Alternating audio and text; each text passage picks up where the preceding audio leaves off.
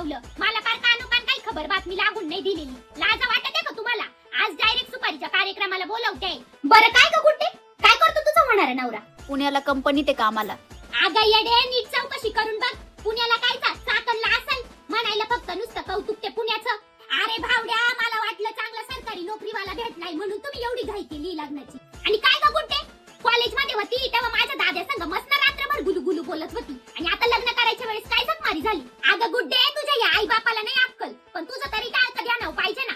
काय कमी ग माझ्या दाद्यात? चांगली 25 एकर जमीन आहे आम्हाला. काय रे भावड्या, किती हुंडा दिला मग त्या कारत्याला? 20 लाख. अय्यो, 20 लाख? अहो वहिनी, तुम्हाला काय अक्कल बिक्कल आहे का नाही? तुम्हाला तर नाहीच आहे म्हणा, पण ह्या भावड्याला तरी